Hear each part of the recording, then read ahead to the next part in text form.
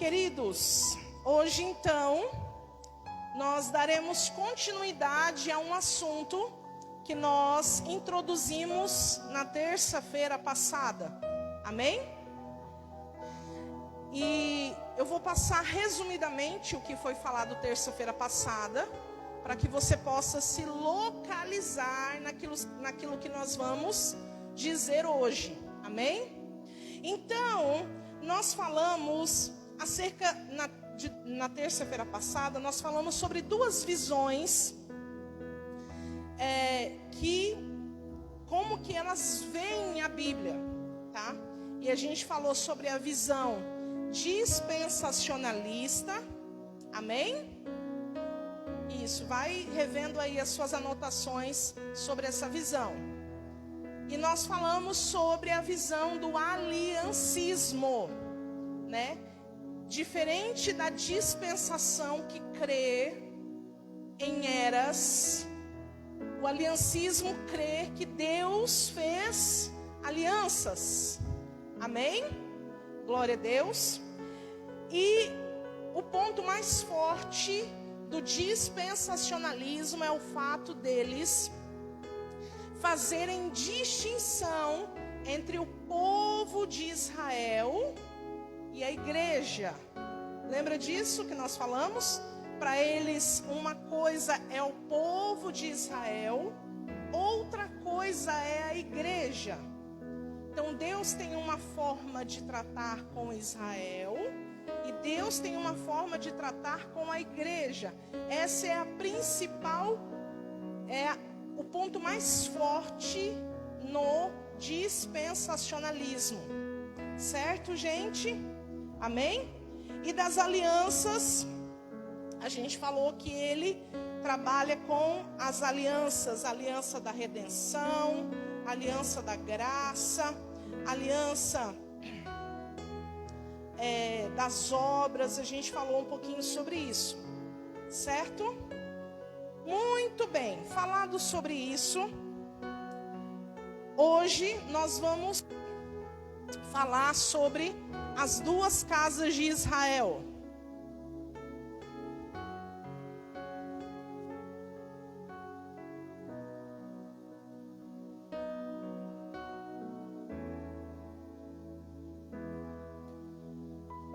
Nós vamos compreender com uma outra ótica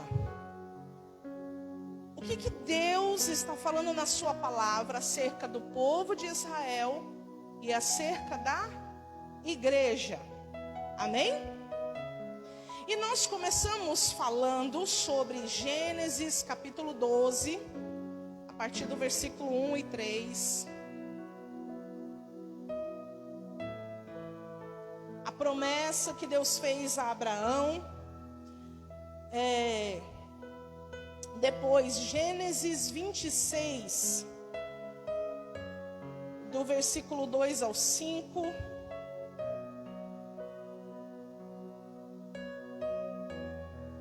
A promessa que é passada para Isaac. Lembrando que a profecia, ela vai ser de uma forma progressiva. Lembra que nós falamos sobre isso? Deus primeiro, ele vai entregando gotículas, né? Ele entrega de uma forma para Abraão. Quando ele vai entregar para Isaac, ele acrescenta mais algumas coisas. Quando ele vai entregar para Jacó, ele acrescenta mais algumas coisas. E é importante nós prestarmos atenção nessas coisas, porque essas coisas vão dar sentido para aquilo que Deus está querendo nos dizer. Aleluia. Gênesis 28, versículo 13 e 14 fala da promessa passada a Jacó. E toda vez que Deus fala sobre a promessa, ele fala sobre uma descendência. Lembra que ele fala sobre isso? Ele fala sobre povos e ele fala sobre uma terra.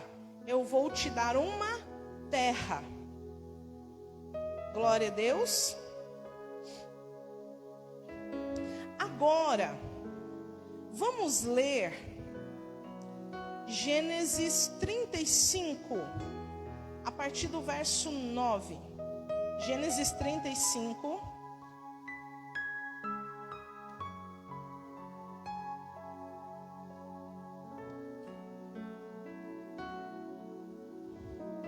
Gênesis 35.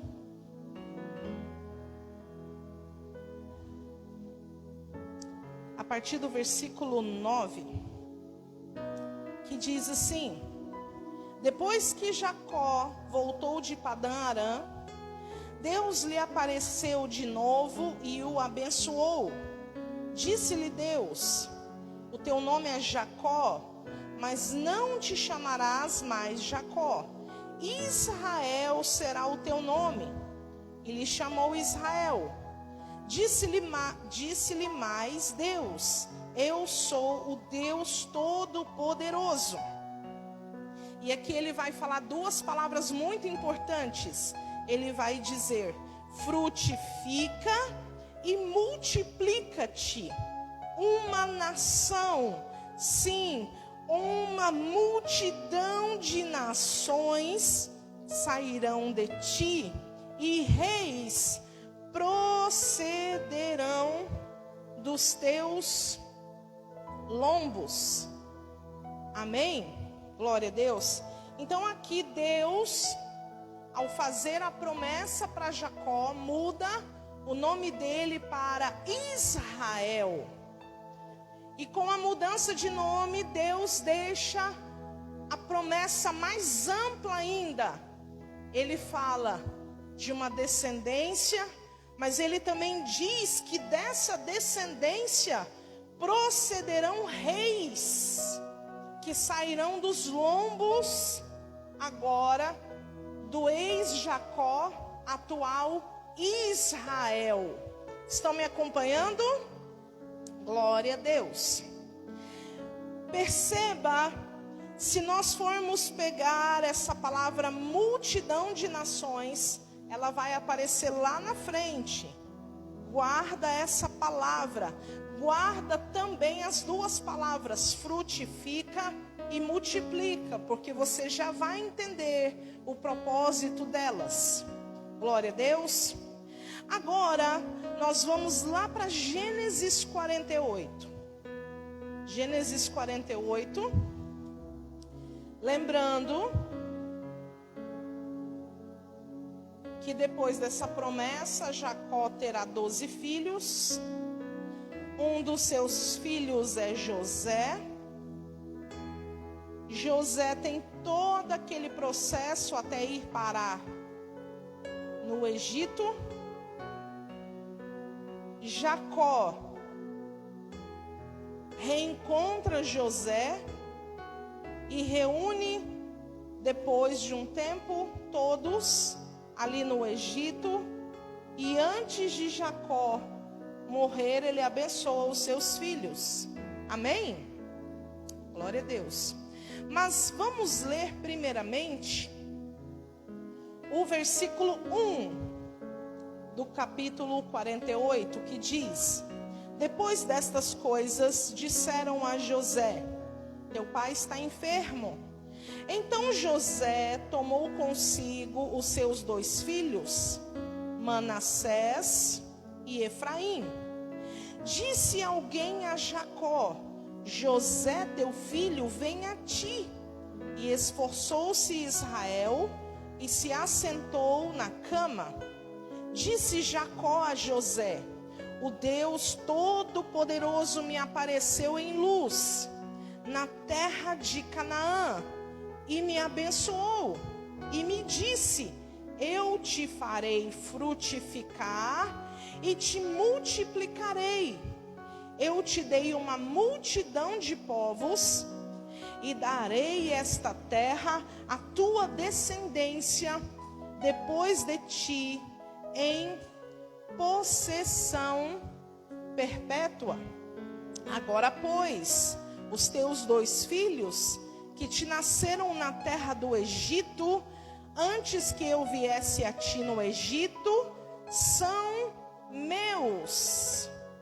Efraim e Manassés serão meus, como Rúben e Simeão. Amém? Vamos ler só até aí. Então, lembrando aqui que nós falamos que na descendência de Jacó, Rubens e Simeão, eles vão perder a relevância por conta dos seus erros. Rubens, porque se deitou com a esposa do seu pai, e Simeão, porque fez toda aquela trama, né, contra aqueles homens da cidade de Siquém, né? Então, dentro da genealogia de Jacó, esses dois filhos, eles vão, não que eles vão perder o lugar deles, mas aquilo que eles tinham de relevância dentro de toda essa descendência, eles vão perder. A gente vai, se a gente continuar lendo, depois quando Deus vai abençoar os seus filhos, Jacó fala sobre isso.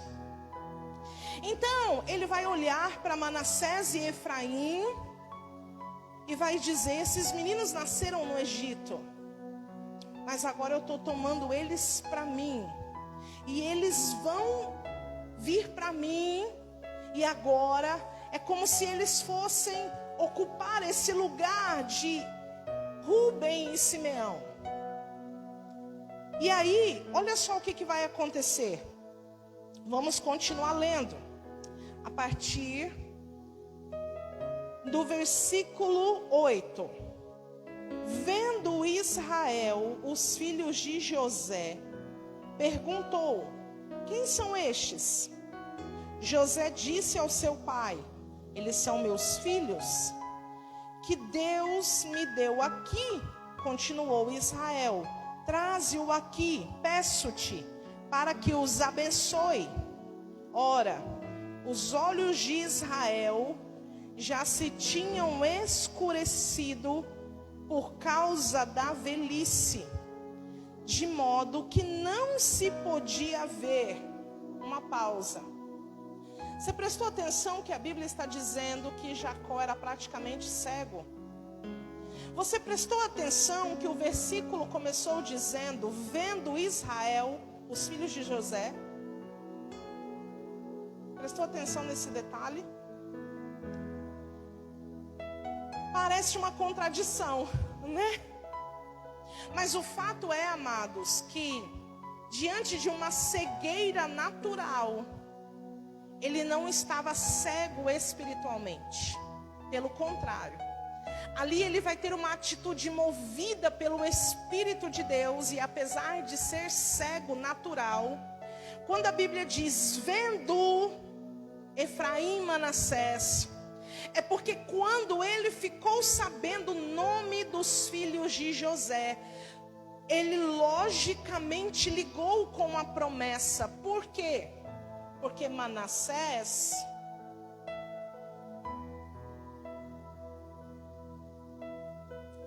significa porque me esqueci das minhas aflições.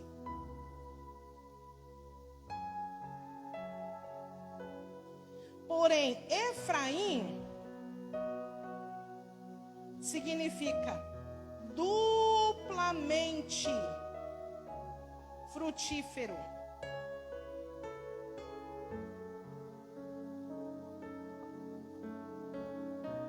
Mas Manassés era o mais velho. Agora presta atenção o que ele vai fazer. Quando José leva eles ao encontro do pai, ele já coloca os meninos no jeito. Qual jeito? O Manassés, que é o mais velho, direcionado à mão direita, e o Efraim, que era o mais novo, direcionado na mão esquerda. Mas olha o que acontece. Versículo 14. Israel, porém, estendeu a mão direita e a pôs sobre a cabeça de Efraim, ainda que era o menor, e a sua esquerda sobre a cabeça de Manassés, cruzando assim as mãos, não obstante ser Manassés o primogênito. E abençoou a José, dizendo: o Deus em cuja presença andaram os meus pais, Abraão e Isaque, o Deus que me sustentou desde que nasci até o dia de hoje, o anjo que me livrou de todo mal, abençoe estes rapazes. Seja chamado neles o meu nome, o nome dos meus pais, Abraão e Isaque. Aí agora ele vai declarar uma sentença: multipliquem-se abundantemente no meio da terra. Vendo José que o seu pai punha a mão direita sobre a cabeça de Efraim, foi-lhe isso desagradável, e tomou a mão do seu pai para mudar da cabeça de Efraim para a cabeça de Manassés. Disse José ao seu pai: não assim, meu pai, este é o primogênito, põe a tua mão direita sobre a cabeça dele. O seu pai, porém, o recusou e disse: eu sei, meu filho, eu sei. Também ele será um povo e também ele será grande. Contudo, o seu irmão menor será maior do que ele, e a sua descendência será uma multidão de nações. Aleluia, glória a Deus. Jacó, movido pelo Espírito de Deus, cego naturalmente, mas espiritualmente discernindo todas as coisas, ele vai então cruzar as mãos para abençoar os meninos. E o cruzamento dessas mãos é proposital, porque no cruzar as mãos, isso já estava indicando, isso já estava apontando que a cruz de Cristo faria com que os descendentes de Efraim fossem enxertados na oliveira. Aleluia! Glória a Deus! Que coisa tremenda isso, presta atenção, porque no original, esta palavra multidão de nações, ela é composta pelas duas palavras em hebraico, melogoi, que significa plenitude dos gentios. Vou escrever aqui.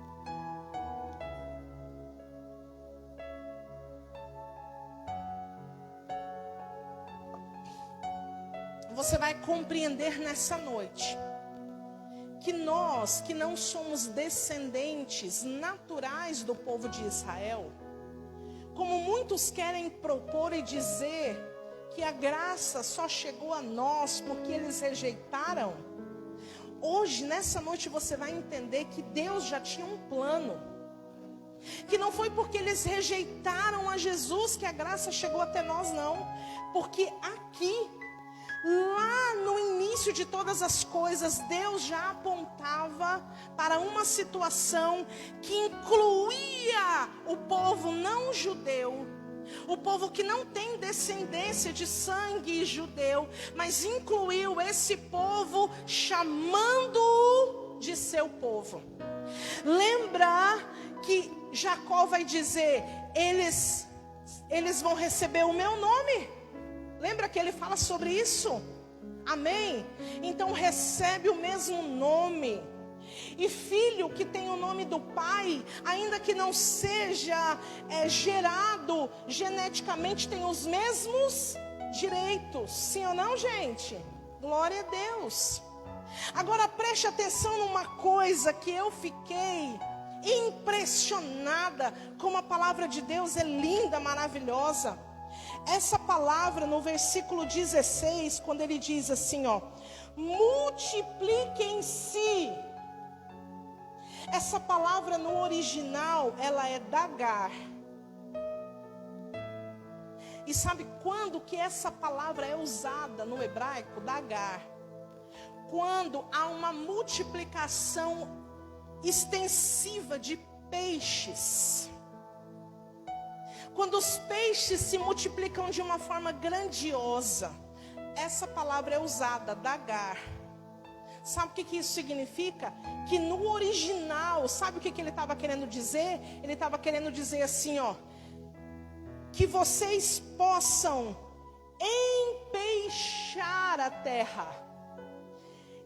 Empeixarão a terra.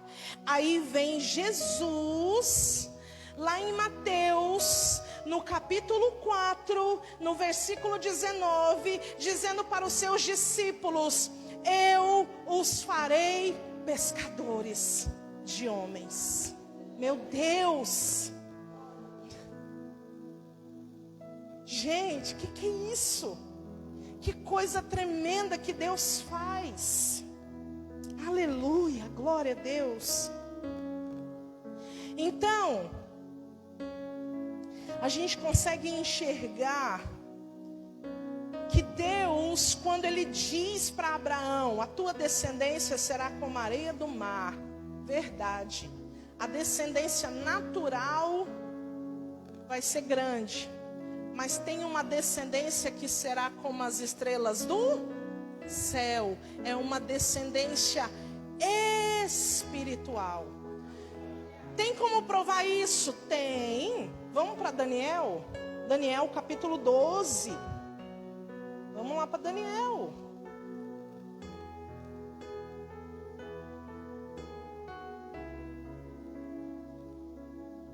Aleluia.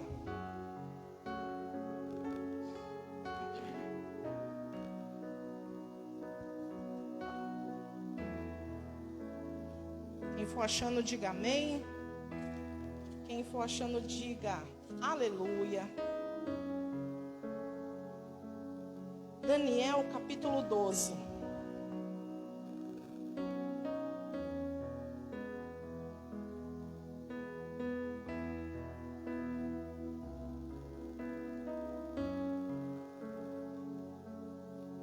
Presta atenção. A partir do versículo 1, a palavra de Deus diz assim, capítulo 12 de Daniel. Nesse tempo se levantará Miguel, o grande príncipe que protege os filhos do seu povo. Haverá um tempo de angústia, a qual nunca houve desde que houve nação até aquele tempo. Mas nesse tempo, o teu povo, todo aquele que se achar escrito no livro da vida será liberto. Muitos dos que dormem no pó da terra ressuscitarão, uns para a vida eterna, outros para a vergonha e o desprezo eterno. Os que forem sábios resplandecerão como o fulgor do firmamento. Os que a muitos ensinam a justiça refugirão como as estrelas, sempre e eternamente. Ou seja, aqui Daniel está comparando as estrelas. Ele está falando, qual que é o assunto que Daniel está tratando aqui? O assunto da eternidade. Ele está falando lá do final, quando vai ressuscitar. E ele está dizendo que vai ressuscitar uns para vergonha eterna, mas outros vão ressuscitar para a vida eterna. Amém? E ele fala o quê? Que os sábios, eles resplandecerão como o fulgor do firmamento. E os que ensinam a justiça, ele compara como as estrelas. Por quê? Porque brilham. Amém? Glória a Deus. Não somente Daniel, mas muitos outros textos trazem um ensinamento de comparação das estrelas como um exército celestial. E nós sabemos que o exército celestial também é aqueles que estão servindo ao Senhor. Amém? Glória a Deus. Amém, aleluia. Muito bem. Entendemos que essa promessa foi passada de Abraão até Isaac, até Jacó, para José. Chegou em Efraim. E Efraim, então, aqui é como se ele se tornasse uma tribo. Lembra das 12 tribos? Sim? Porém, Efraim, ele não vai ficar como uma tribo. Ele vai se tornar um reino. Amém? Então, Efraim, ele vai se tornar um reino. Como assim? Bem, passado um tempo, lembra que...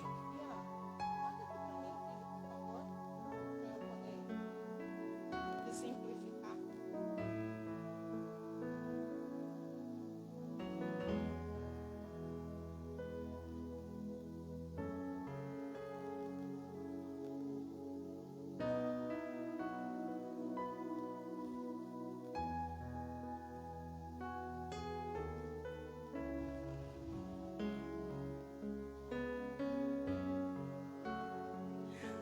Amém, amados? Então perceba, existe algo na mente de Deus. Deus, ele está falando, quando ele cita Efraim, e ele vai fazer de Efraim não apenas uma tribo, mas ele vai tornar Efraim um reino. O que está na mente de Deus é o fato de que todas as nações deverão ser alcançadas, para que se cumpra a promessa feita a Abraão. Abraão, a promessa que ele recebeu foi que em ti serão benditas todas as famílias da terra. Para que isso aconteça, é necessário que todas as nações sejam alcançadas. Amém? Muito bem. Guarde isso na sua mente, você já vai entender. Passou a época dos... Moisés morreu, se levantaram os juízes, e depois dos juízes se levantaram os reis. Sim ou não? Qual foi o primeiro rei? O segundo rei? O terceiro rei? Saul reinou quantos anos?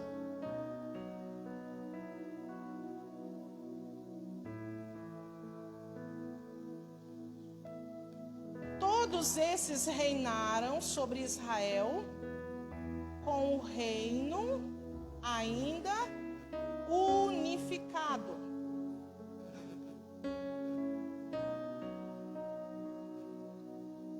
Só que nós sabemos que Salomão, nos últimos dias da sua vida, ele pecou contra o Senhor. E o Senhor já profetizou na vida dele que o reino dele seria dividido. Mas ele disse assim: por amor ao teu pai Davi, eu não vou fazer isso nos teus dias. Então, depois que Salomão morre, o seu filho,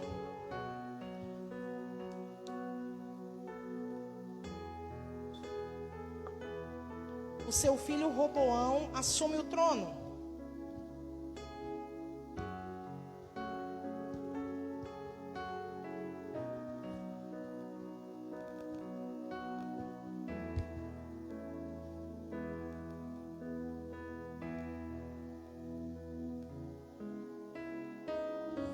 Só que Roboão, ele quer pôr uma carga maior do que o povo queria suportar. E é tão interessante a gente frisar algo, né? Ele vai pedir conselho. E ao invés de se aconselhar com os sábios, ele vai procurar os amigos de farra dele para pedir conselho. Os amigos falam assim: tu tá doido? teu pai pedir era pouco. Coloca um encargo maior ainda para esse povo. E aí o que ele faz? Em vez de ouvir os sábios, vai ouvir os meninos, os coleguinhas dele. O que acontece? O pessoal que estava no norte se revolta contra ele e decide não mais segui-lo. E diante disso acontece uma ruptura no reino, onde na parte norte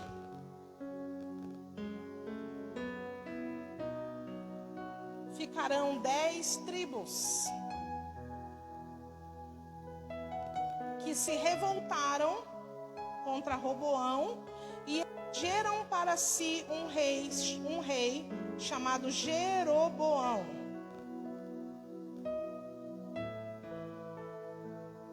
Agora eu quero te fazer uma pergunta. Sabe de qual tribo ele era?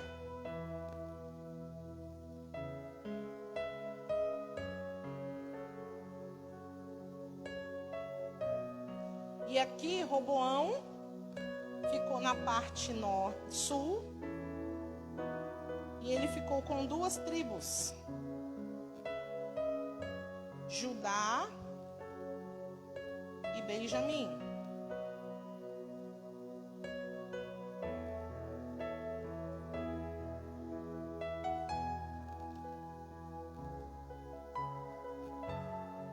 Então, todas as vezes que você lê na Bíblia, por que é importante a gente ter essa visão? Porque tem hora que você vai ler na Bíblia e você lê assim, casa de Israel. Aí depois você vê casa de Judá. Aí depois você vê casa de Efraim. Deus está querendo falar o quê? Não é? Aí você fica perdido. Peraí, deixa eu me situar onde que está o negócio aqui. Quando Deus fala casa de Israel, muitas das vezes ele está falando sobre isso aqui, ó. Mas quando ele fala sobre a casa de Judá, ele está falando desse reino aqui. E quando ele está falando sobre a casa do norte, ou o reino do norte, né? Ou casa de Efraim, tem alguns profetas que se reportam dessa maneira. Ele está falando deste reino. Vocês entenderam? Agora, lembra de uma coisa. Aqui, ó, a capital ficou sendo, quem sabe, Jerusalém. E aqui, a capital ficou sendo Samaria.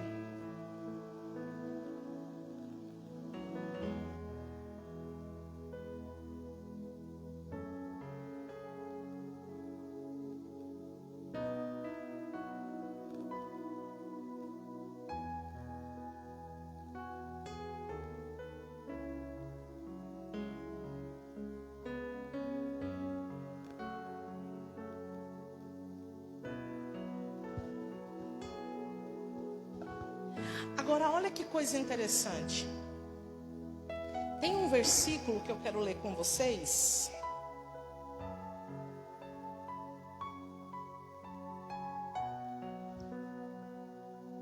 Deixa eu só achar aqui. 1 Reis 12.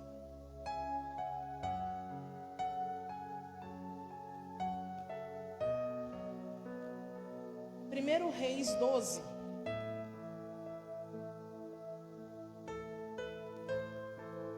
Versículo 24. Acho que esse aqui está muito alto, filho. Dá uma baixadinha nele para não dar microfonia.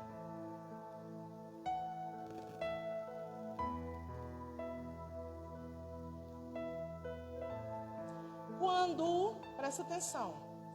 Quando o Roboão quis fazer um levantamento de guerreiros para ir contra Jeroboão, para retomar o reino, Deus brecou ele. E Deus vai falar algo muito interessante nesse texto, quando ele diz assim, ó, a partir do versículo 24, 12, 24, esse aqui, ó. Assim diz o Senhor: não subireis, nem pelejareis contra vossos irmãos, os filhos de Israel. Volte cada um para a sua casa, pois eu é quem fiz esta obra. Qual obra? A divisão do reino. Quem fez com que o reino fosse dividido não foi homem, foi o próprio Deus, e ele tinha uma intenção com isso. Amém? Olha que coisa, gente, presta atenção. Quando a gente lê o profeta Oséias, a Bíblia diz que ele vai e Deus fala para ele casar com uma prostituta, para que ele tivesse o mesmo sentimento que Deus estava tendo para com o povo naquele momento, porque naquele momento o povo estava entregue a uma idolatria. E para Deus a idolatria era a mesma coisa de adultério. Amém? O profeta Oséias vai ter 3 filhos com aquela prostituta: Loami, Loruana e Jezreel. O primeiro significa não meu povo. O segundo significa desprezado. Mas o terceiro, que é Jezreel, significa aquele que semeia. Agora presta atenção, gente. Olha o que Deus vai fazer. 10 tribos no norte, 2 tribos no sul. Deus precisava preservar as 2 tribos do sul, porque de lá viria o Messias. Sim ou não? Só que aqui, Deus levanta um rei chamado Senaqueribe. Um rei extremamente violento e perverso, que matava as grávidas e não se contentando apenas com matá-las, mas rasgava a sua barriga. Fazia dos seus escravos, cortavam suas orelhas e os seus narizes para que todos soubessem que eram escravos dele.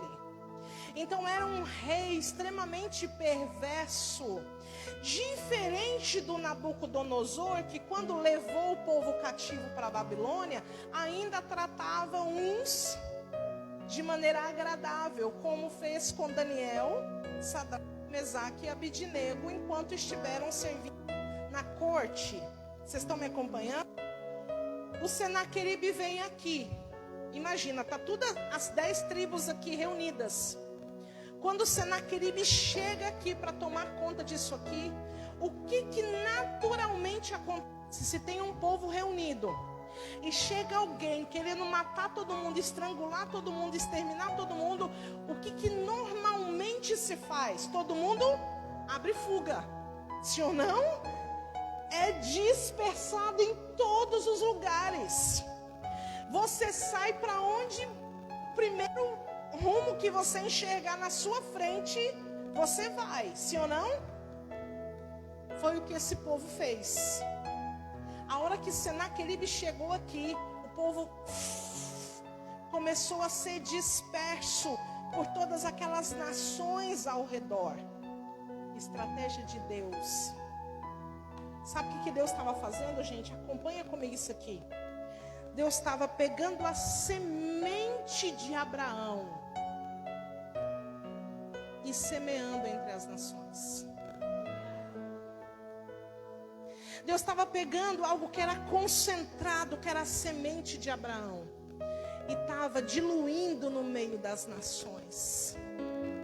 É por isso que você vai entender Jesus dizendo lá em João, no capítulo 6, no versículo 24 ou é 12, eu não tenho certeza agora. Vamos abrir lá para a gente ter certeza, né? João 6.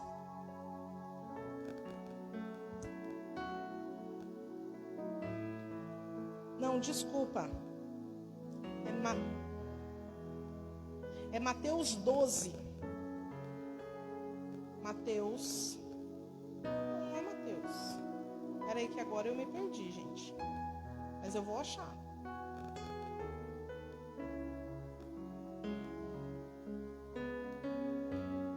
Não, é Mateus mesmo.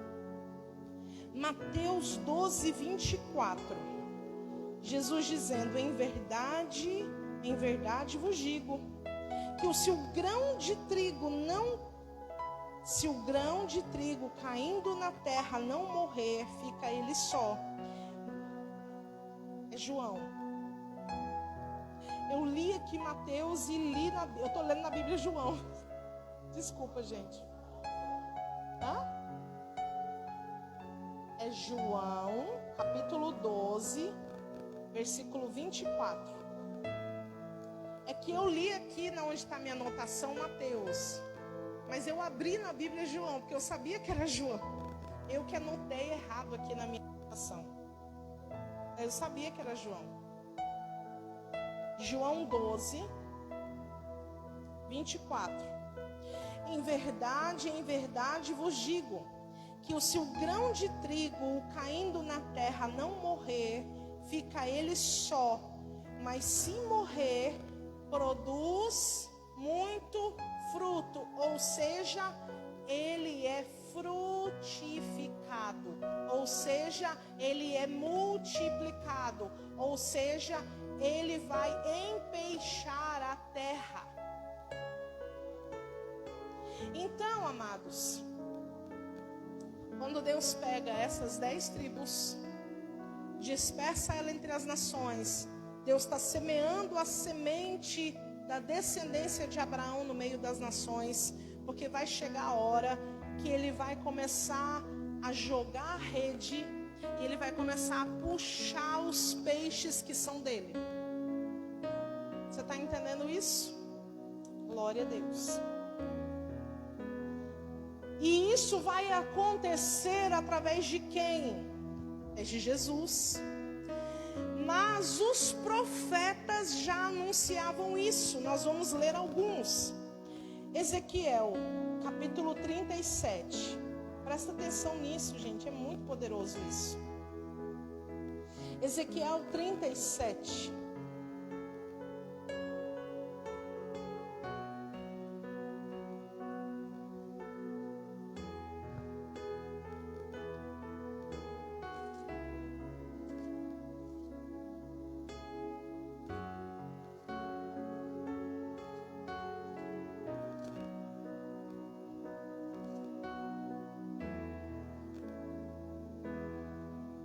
Amém?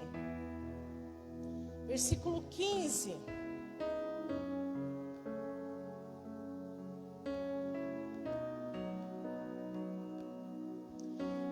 Veio a minha palavra do Senhor: quanto a ti, ó filho do homem, toma um pedaço de madeira e escreve nele: por Judá e pelos filhos de Israel, seus companheiros. Então toma outro pedaço de madeira e escreve nele: por José, vara de Efraim, e por toda a nação de Israel, seus companheiros. Agora pula para o versículo 22. Deles farei uma nação na terra, nos montes de Israel. Um só rei será rei de todos eles, e nunca mais serão duas nações. Nunca mais para o futuro se dividirão em 2 reinos, nunca mais se contaminarão com seus ídolos, nem com as suas abominações, nem com as suas transgressões, pois eu os livrarei de todas as suas apostasias e os purificarei. Então eles serão o que, gente? O meu povo, e eu serei o seu Deus. Aleluia! Olha aqui, gente. 2 pedaços de madeira. Isso significa alguma coisa para você? Escrito nelas, Efraim e Judá. Dos 2 povos, ele formará um povo só. O Efraim são os gentios. Todo aquele que antes não era povo de Deus, mas que agora pode ser povo de Deus através de Jesus. Aleluia. Glória a Deus. Agora abre comigo Jeremias, capítulo 31. Jeremias, capítulo 31.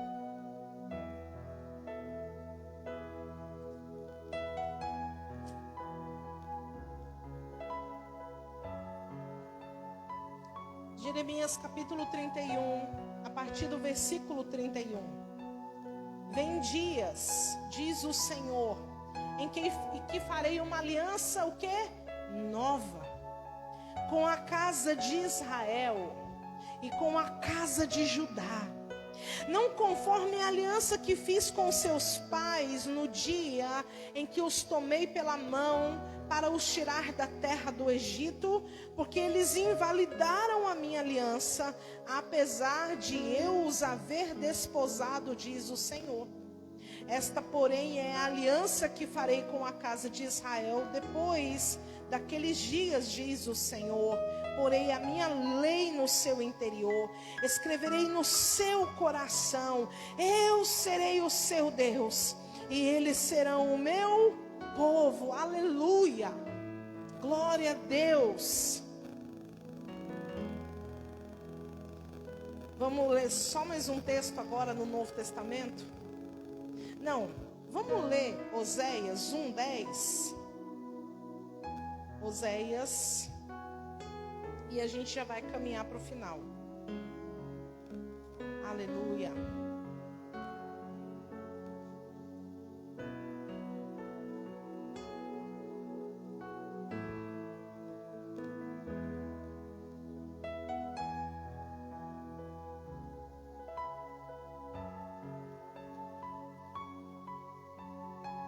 Isso.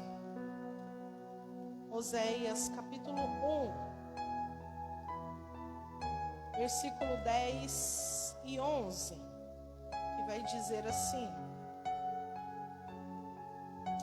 Todavia, o número dos filhos de Israel será como a areia do mar, que não se pode medir e nem contar. No lugar em que se lhes dizia, vós não sois o meu povo, se lhes dirá, vós sois filho do Deus vivo. Os filhos de Judá e os filhos de Israel juntos se congregarão,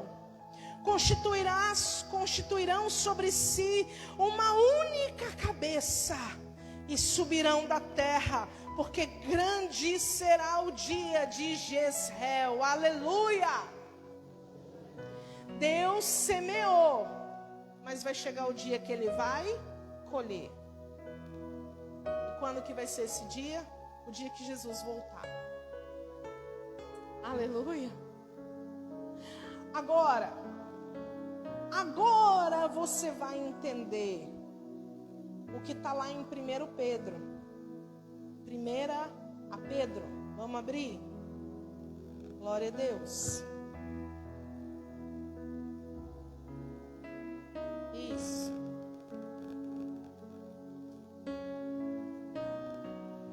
Dois.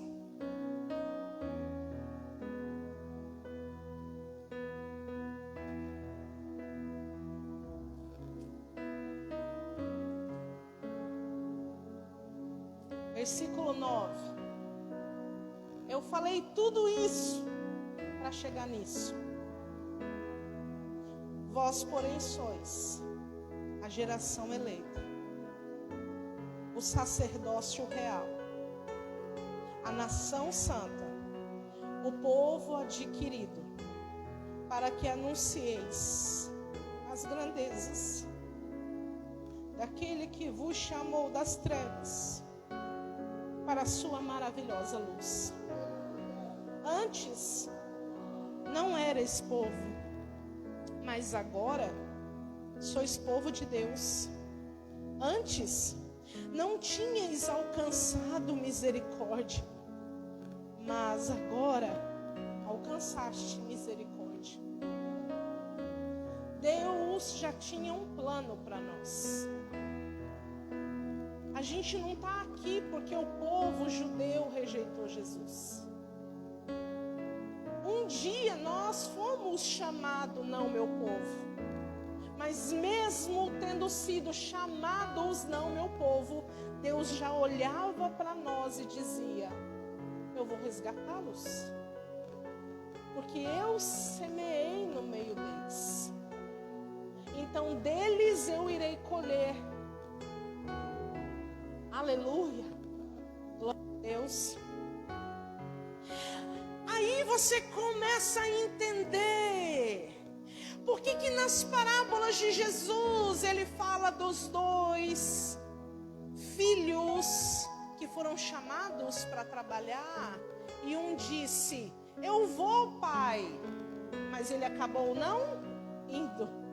Mas o outro filho mais novo chegou e disse: não vou, mas depois ele foi. Você entendeu agora? O filho mais velho é quem? Judá. O filho mais novo é quem? Efraim. Aí você entende a parábola do filho pródigo. Quando o filho mais novo volta e o filho mais velho diz: sempre estive contigo, guardei toda a tua lei, e para este tu fazes uma festa? Quem que é o filho mais velho? Judá. Quem que é o filho mais novo? Efraim. Agora você entende a parábola do fariseu e do publicano. Porque o fariseu chegava e dizia: porque eu sou. Não é assim que o judeu fala? Mas o publicano não ousava erguer os olhos e dizia: tem misericórdia de mim, ó Deus. Você percebe que agora a sua visão, quando você lê as coisas que estão na Bíblia, faz todo sentido? Porque Deus já tinha um plano para todas as coisas. Ele não é pego de surpresa em nada. E ele não fica dando jeitinho. Ah, porque o povo de Judá rejeitou Jesus, agora eu vou ter que dar um jeitinho do meu filho ser aceito. Negativo. Já existia um plano. Deus já tinha semeado da semente de Abraão no meio das nações. E dessa semente ele vai colher. E se você está aqui, é porque no seu coração essa semente chegou. Se você está aqui, é porque no seu coração essa semente caiu e deu um bom fruto. Aleluia! Glória a Deus! Glória a Deus. Diante disso, você consegue compreender Apocalipse 7, quando fala dos 144 mil selados? Lá fala que existiam 12 mil de cada tribo. Aí você diz: aonde está Efraim? Eu te mostro Efraim, para a gente poder encerrar. Apocalipse capítulo 7. Oh, glória a Deus.